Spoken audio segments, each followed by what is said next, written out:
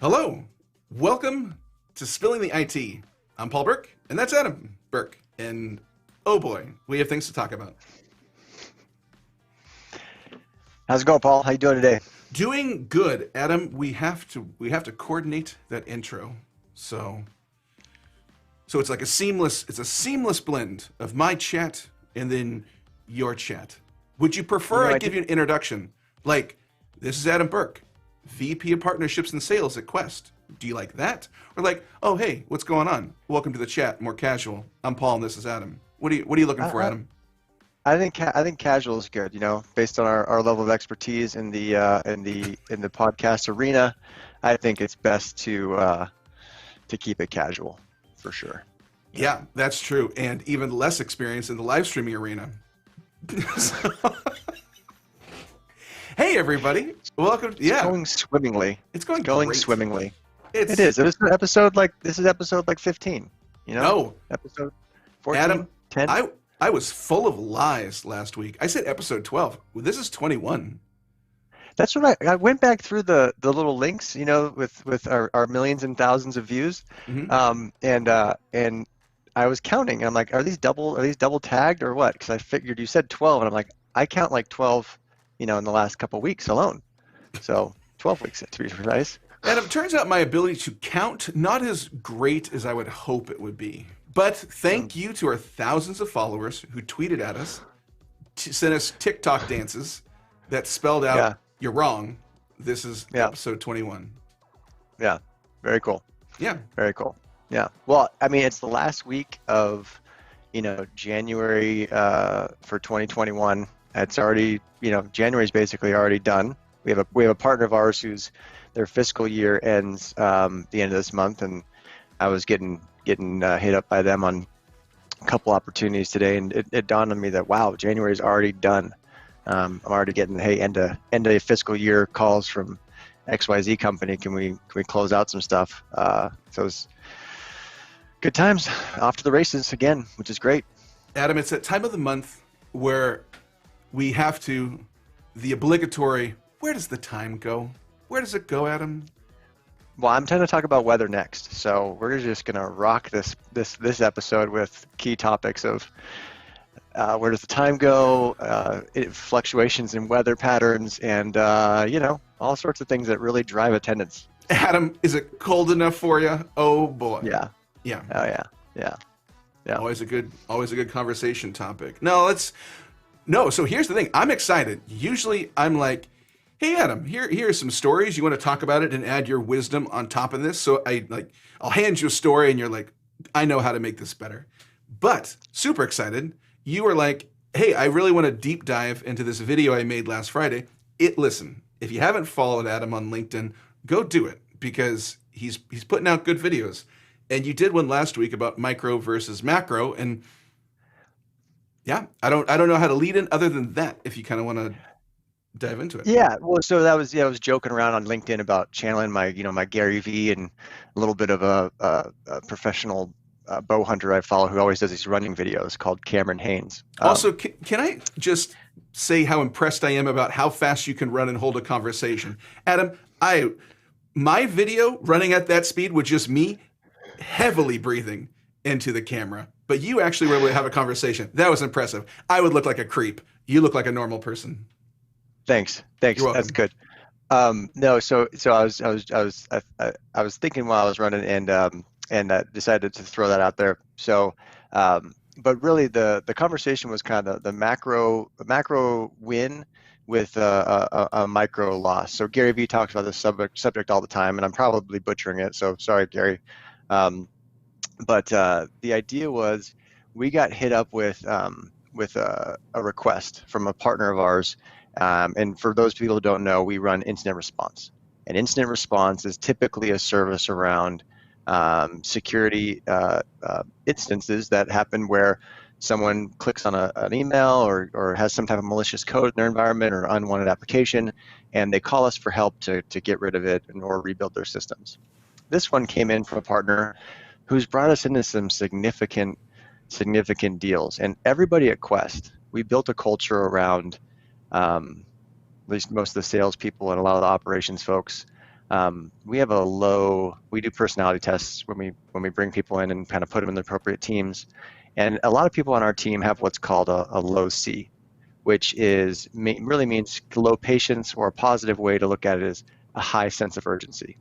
So when we had this request come in from a partner of ours who's brought us into multiple incident response in the past, I get this call. It's like 2 o'clock on a Friday or Thursday, and they're like, "Hey, our data center went down. Our ATS, our automatic transfer switch, that basically cuts over from utility feed to a data center to the generator feed, and the batteries, the UPS systems, keep all the servers up during that transition of power. That switch failed, right? So they lost their utility feed of power. The switch that switches them over to generator failed, and all of their systems were on battery backups momentarily, holding the line until that switch happens. Switch never happens. All those systems shut down without being properly shut down. That can cause problems. They had an existing contract, and the person who was helping them out wasn't responding and helping them out. So they called us and said, "Hey, can you guys help us out? We got a bunch of Cisco blades, a bunch of NetApp, and a bunch of other kind of parts and pieces. Things aren't coming back online the way they should." So we said, "Yep, roger that." I call people. I say, "Hey, put a note into ir@questsys.com." I notify the team, "Hey, we have a non-traditional IR coming in. It's about a power outage and a reboot, but it's still an emergency. So let's get in there and help them out." So I raised the alarm across the board. "Hey, this is coming in. Let's go." So the team gets spun up, and the prepayment comes in to kick off the team. And a lot of our incident responses can be anywhere from $15,000-$20,000 to rebuild the systems to we've had some very, very large engagements where we're involved with a company for months after the incident. Well, the prepayment comes in for I think it was $1,800 or $2,000. And that's really, really cool. And I'm not talking bad about $2,000 or anything like that. But the amount of people that I probably spun up, 8 to 12 people who each one of those individuals on their own, we bill out at anywhere between $185 to $250 an hour, depending on the skill set, right? So I probably cost our company a couple $1,000 just getting that team engaged. But moral of the story was we were able to respond quickly. We had a WebEx session up, and we started rebuilding servers for this group ASAP, and got them squared away. And actually a nice little development that happened after I posted that video was they have a pretty significant infrastructure refresh they're going to bring in our physical infrastructure team to help out with their data center, as well as they got a bunch of renewals on their Cisco UCS chassis and some NetApp storage that we can get involved in. So, the macro win was we got to demonstrate to a partner that we're extremely responsive. When we say we can execute quickly with diverse skill sets of people, we absolutely can. Did I kind of get a couple jabs from the team like, "Oh man, you got this big deal coming in, Adam. I think you closed $2,000. Like, okay, yeah, fine, thanks, got it. But it ended up helping out, and going to lead to some other good things too. So I was going to share that one out there with the group. So when people were giving you when people were saying like, "Oh, he brought us in $2,000," is that when you went for the run, and during the run you're like, "Wait a second, what if we reframe this as micro No, versus macro?" well, yeah, I can, I can spin with the best of them, right? Hey, That's a good spin. we were both pretty good at English class, Yeah. as long as you can prove your No. argument. Yeah, no, it was actually, I was talking to Tim about it, because, it is one of those situations where you know, there's transactions, Hmm. and then there's the long-term strategy of a company. Now, would we love to make, great profitability on every single transaction? Yeah, of course. But in the long ball, the long game is, what do we believe as a company? And what we believe as a company is that we're an IT company and we're here to help. Sometimes you get to demonstrate that in a couple of different ways. And on last Thursday, we got to demonstrate that to our partners and to a potential customer. Hey, a lot of people talk out there. A lot of people say, yeah, we have great engineers, we have this, we have that, we have these skill sets, we can respond quickly, blah blah blah blah blah. This was a client we had never talked to before, never met him before. We had never even solicited a proposal from them before. We had never done anything with this organization. They called for help, and we got senior level engineers tied in within 30 minutes to help them rebuild stuff that they were having challenges with. So Which is micro, impressive. I mean, that's really yeah. fast. That's Well, the thing is, one of the biggest areas of opportunity for us in this is in that is we interviewed a lot of our clients, like, hey, why do you work with us? Why do we work together? Just kind of soliciting that advice. And one of the common threads was, you guys are very responsive and you call us back. It's not hard. It's hard to execute on, right? It's mhm. it's difficult. Like the amount of things that are in place that gave me the ability as the channel partner guy to help get engineers tied in on a phone call on a WebEx like within minutes. Mhm. There's a lot of meat back there that actually facilitates that. A lot of lessons learned and all that kind of stuff. Um, but yeah, we got to demonstrate that. Anyone can talk about it, but demonstrating those types of things and delivering on it is a game changer. And there's not a lot of people out there who can execute there. So That's smart. And I love that how you're like, well, let's kind of look at this event and yeah, look at it on its micro scale or macro. What did we deliver as a message about Quest? mhm. So I think that's great. Yeah, yeah, and I can take a jab. I can take a jab about closing a $2,000 deal and costing our company $5,000. That's fine. I got thick skin. So yeah, yeah. You're a big man, Adam. Nobody ever. Please don't make a jab at me. I am soft, doughy. I will break. Don't do it. Uh, no, I think that's a really important thing. And Tim was just talking about that on the call earlier today about that. The vision for Quest is about building relationships, making connections, and yeah. So that was. Yeah, focusing on the execution, focusing Mhm. on delivering where we can be successful for other companies and help them out. So ton of opportunity out there. I mean, super excited. We closed out a pretty amazing 2020, and then continuing just to grow in 2021. It was cool to hear all about that and everything going on coming into 2021. All the things coming up. So Nice. Um, So, Adam, here's the thing that at the end of December and at the beginning of January, what I've found is so many lists saying, hey, here's what's coming up in 2021. Are you a channel partner? Be aware. Here's what's happening. Here's the mhm. transitions. And Adam, I wanna do a little segment I like to call Hot Takes with Adam Burke. Okay, hot takes. Hot Paul Burke. Takes. You get it? Flames? Oh man. Adam, it's a real I did. real clever Yeah. graphic. Um, so I have two articles saying what's coming up for the channel in 2021, and I would love to go through these and just kind of get your perspective. Do you agree? Do you think it's going to be a little different? Are you ready for such a Sure. challenging? Okay, perfect. Yeah, but for the people who don't know what the channel is, because I think sometimes we assume everybody knows what we're talking about. Good point. The channel basically is the idea of You got technology manufacturers and service providers out there. You got and just as an example, you got the Cisco's, you got the AT&T's, you got the people who build stuff, and then you got the people who want to buy stuff.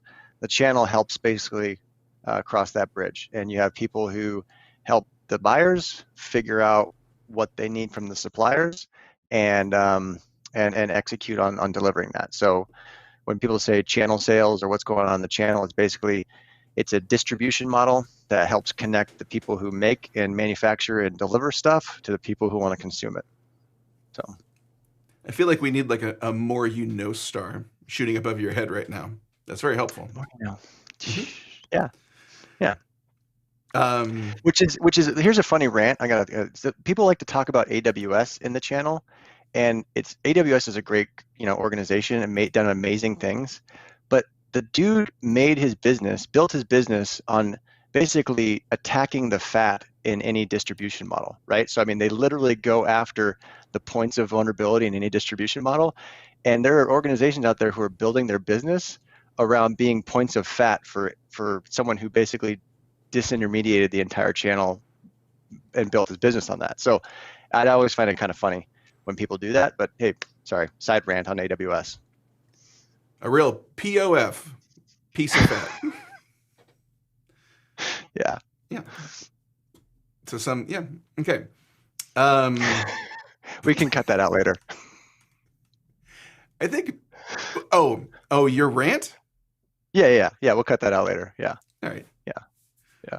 Well, then to help me cut it out, I'm going to just, I'm going to bookend it with that. So now I can more easily find it when I'm editing. Good. Yeah, that was just like a little clapboard that they use. So my own personal little clapboard. All right. Adam, pandemic will influence channel partner businesses in 2021. Did you know that? Boy, it's true. That's deep. I like it. Starting off at some tactical level stuff. Adam, I really suspect this article. And here's the other thing.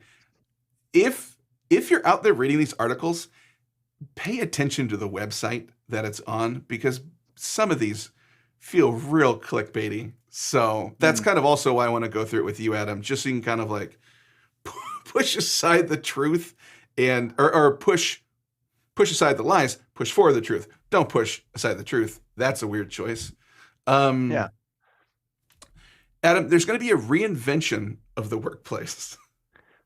Okay. Risk exposure to the coronavirus will continue well into 21 as we wait for distribution of the new vaccines. Even after the pandemic, the ways in which we interact will fundamentally change. Let's see. With many employees continue to work from home, offices will feature fewer individual desks, and there will be larger conference rooms. And what they're suggesting is there will be more socially distanced collaboration in the office setting. So, Adam, true, not is. What do you think? It's definitely changed, the way organizations are getting together and doing the collaboration kind of thing from everyone working from home. I don't know what it's going to look like at the actual office space. I haven't been in an office in 8 months. I mean, I don't know about you, but it's kind of changed how we do everything. So I think people are definitely going to transition back to working from offices, but I think a big chunk of us will, stay at working from home, working using telecommuting, all that type of thing from a remote workforce standpoint. I don't think there's necessarily any reason to sit in a desk. So we'll see how it goes. And the next one, I think ties into the first one, because since we are in our individual office spaces or at home, cloud expansion and cloud optimization will continue. And if you want to kind of talk a little bit about this, they're mentioning that those who were already transitioning to the cloud before the pandemic will continue to do so. But those who scrambled during the pandemic to transition are now going to try to better optimize their cloud footprint. And I don't know what you think about that and how that will kind of affect the channel. Yeah, well, there was a little bit of a fire sale that happened, right? When everybody had to shift really, really quickly. Everyone had to Mhm. shift really quickly to on-premise to remote. So a lot of people just they put in place whatever they could in order to keep things operational, keep the lights on. I got to keep revenue coming in, got to keep maintain billing, got to do all this stuff. For the organizations, like you said, that were already kind of going down that path, I would put our company in that realm. We basically just kind of add a little bit more gas to the tank and execute on the plans that were already there. But we also helped organizations that kind of went through that quick purchase, quick shift move, and now that they're stabilized for the most part, Mhm. people have kind of figured out this how to operate in the current scenario that we have. Now that they've figured out, where they're at from a baseline, they're going to continue to do process improvements and create a better environment for themselves within what they've already invested in. So that could be, for example, when you go buy a bunch of infrastructure in a hosted environment, maybe you've over provisioned. Maybe you can set up reserve instances. Maybe you can migrate some things to a certain environment and keep other things on premise. There's a ton of different moves that are going to happen now. There's a whole there's a whole new category of people who would not have transitioned the way that they did, that now got to kind of put the parts and pieces together and optimize what they've invested in. So um, it's going to be exciting to see, you know, how organizations take what they bought, take what they subscribe to, and deal with the market that they have now. So And the third one they mentioned, and I think you, again, what you were just saying, I think ties into this one, is that, um, which I think in many ways, most businesses are trying to do this very frequently, but they're making a point to say this.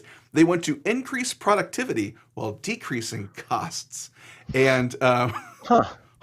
what? Go on. I will. So, what they're saying is more companies are going to move more towards a SaaS or a UCaaS model. And real quick, also, if you're unfamiliar, SaaS is software as a service, and UCaaS is unified communications as a service. So, are you finding there's an increase in that, Adam, or are you thinking that's starting to level off? I think it really matters on what the business is trying to do, for their own purposes. So if it's an organization that's, hey, we're in the healthcare space, and we have to, in order to service clients and service our patients, which is eventually how we get money from our insurance providers and from the government. We have to figure out a way to document, use cases, document patient care, document results, and get that back into our electronic health record system. So so what is the business trying to do? If call managed solutions and unified communications can help document the fact that, hey, this doctor spent this amount of time on the phone with this amount of patients, and they can input that billing into their billing software and do that, then yeah, they're gonna figure out new ways to invest in unified communications or call management. If they can do that with their systems that they have right now, maintain their same revenue levels and not spend any more money, why do it? Like, so the people are they're gonna take what their business is trying to do at the end of the day, and then apply technology as needed to be more efficient and obviously be more productive. Um, but I think you gotta start with what at the core is the business. What does it exist for? Why is it there? Go with a little Simon Sinek, or I think I said his name right. Start with why. Why are they doing what they're doing? Oh, Sinek? Or is it Cynic? Yeah, Simon, Sinek. No, it's not Simon Sinek. I gotta Google that now. I always just call him by Simon every time I give him a call. So Do you? I don't know Yeah, anymore. Sinek. Um, Sinek. Yeah, He's the guy who does the Start with Why mhm. talk. He's a TED Talk guy, but also wrote a bunch of books. Yeah, he's all over. But yeah, but we had a interesting thing right now in the technology space, and this is we partner with a lot of firms, and it's always interesting to understand, and we work with a lot of people who provide similar services to us. what's the motivation of that company long term? Are they supported by private equity? Are they part of a venture capital roll up or a private equity roll up, and they're trying to optimize revenue versus profitability? What's their use case? Are they a private firm and they're more interested in the bottom line? Are they trying to scale and roll up a bunch of organizations and see that type of transition happen? Um, and then you can kind of peel back from that. Okay, what are they doing? To put those parts and pieces in place. Do they need a bunch of sales reps out there, or can they create a demo request field on their website to, hey, if you want to learn more about this technology, click on a demo link. You don't necessarily need 100 sales reps in all the NFL cities to sell your SaaS product. If you can create a little bit of a honeypot on your website for people to, give them a flash in the demo, and then if they present themselves as someone who wants to buy your product by filling out a request form, that's kind of how you reduce your cost and keep the sales going. So Nice. That's great. That's really helpful. Thanks, Adam. So there's one more, and so it is saying that marketplaces, product-led growth, and direct to customer will further challenge resale or resell. yeah, that was the AWS rant I just had. Got Yeah. it. So basically, yeah. There you go. So yeah, direct to sell, is cutting out, some people call the channel the middleman, right? So Hmm. it's direct sale, right? You don't need someone to tell you about all the different 10 types of insurance. If you can call up AIG direct or call up Geico direct, you don't need an insurance agent. You don't need someone to help you navigate those subscriptions. You can just log into AWS and spin up 20 servers, and I'm sure it'll work out fine. Um, you know that type of thing. But Got it. but that's called that's been going on for a long time. It's just the disintermediation of the channel is basically. I mean, we saw it happen.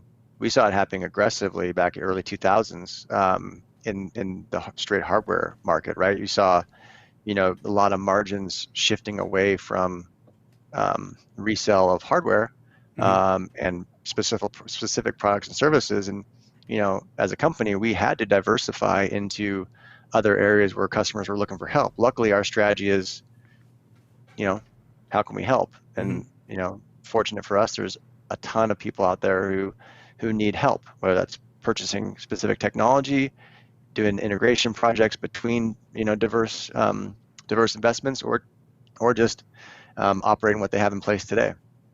Nice. So, but yeah, And you said but that if you word if you is disintermediation. disintermediation, I yep. feel like that would win a spelling bee. I feel like that would probably be the word that wins a spelling bee. You haven't watched spelling bees, man. That's like first grade level stuff for those people. I mean, they got that's a different level. Yeah, that's Well, disintermediation. That's like, I mean, I can't spell it, but we've learned a lot today. One, I can't count. Two, can't spell that great. Boy, this is yeah, great. What a yeah. what an episode. Any final things you'd like to mention, Adam? Because I know we're coming up here on a half an hour. So anything you wanted to kind of talk about coming up with Quest? Anything you've seen in the last week or anything? No, so we're still excited. Our organization's growing. Tim talked about it today. We've had a couple acquisitions over the last few years. Brought in a new services arm that does a lot around unified communications and collaboration services. Really excited about the growth in our business around that. And then just continuing to look for partners out there who want to work with us in areas where they're maybe not working right now. So no, excited about the year coming up and ready to get after it. It's Monday at 11:30 Pacific time, and there are deals to be done, my friend. So Before those deals are done, Adam, what are you watching? What's worth watching out there on Netflix, Hulu, regular I broadcast got television? um I haven't caught anything recently at all. I've got my daughters into Star Wars, and Nice. we are making our way through Star Wars. But we're watching it chronologically, like in Interesting. the actual episode 1 through 9. So we're gonna try that. We're on episode 2 right now, and I forgot how bad those Anakin series were, but man, they're so bad. Jar Jar Binks, so bad. Like some of the stuff on there. I don't know what happened to Nicole Kidman's acting. Not Nicole Kidman. Not Nicole Kidman. What's her name? Um, who plays Princess Oh, Amidala? Anyways, this is a yeah. horrible segue. But the acting between Anakin Skywalker and Princess Amidala is some of the worst acting I've ever seen in my life. It is so bad. It is just atrocious, and they're both Natalie really good Portman. actors. Yeah, and Natalie she's Portman. great. She's a great actress. She's a brilliant actress, but it's rough dialogue. Yeah. Yeah. Surprisingly, not nominated for a screenplay award that year. Um, Yeah, yeah. Sorry, I lost audio there for a second, but yeah. So we're going through that. It's good times. oh, that's cool. That's fun. Yeah. I just watched, I don't know if you've seen it. So, I recently, for the fun of it, with a friend, ranked all the Pixar movies because that's how I spend a Friday night. But I hadn't seen the movie Soul or Onward, so I watched both of those. Both pretty different. Have you seen Soul or Onward? Onward is the one about the dad, right? Yes. Yeah, I saw that one. A little bit of a little heavy. I watched that with my 4-year-old, and I was like, damn. Whew. Okay, well, you think that one's heavy. You think that's heavy? I would just watch Soul by yourself then, because I don't think it's for kids, but I thought it was a really good movie, but Yeah, heavier than Onward. yeah, Onward, by comparison, is like very lighthearted and goofy. Soul is like, hey, what's it mean to be human for every second of this film? So, but good, nice, good. nice. A little lighthearted. If you want some real, like, literally soul searching, watch Soul. All right, It's very interesting. Yeah, cool. Right cool. on, man. Right on. Well, this is fun. Thanks for joining me, Adam. Appreciate it. Yeah, it's good times. Good times. I think, and we're gonna be doing we're gonna be kind of trying to standardize at 11 o'clock Pacific time on Mondays, right? Yep, Yep. every Monday, 11 o'clock Pacific. We're here. Awesome, man. Awesome. Looking forward to it. And yeah, if anybody's got any questions or anything they want us to cover or any talk about or anything like that, we're still, even though we're on episode 22, we're coachable. We are. It's true. Leave a comment, put something in the chat, and yeah, we look forward to seeing you next week. Yeah. All right. Bye.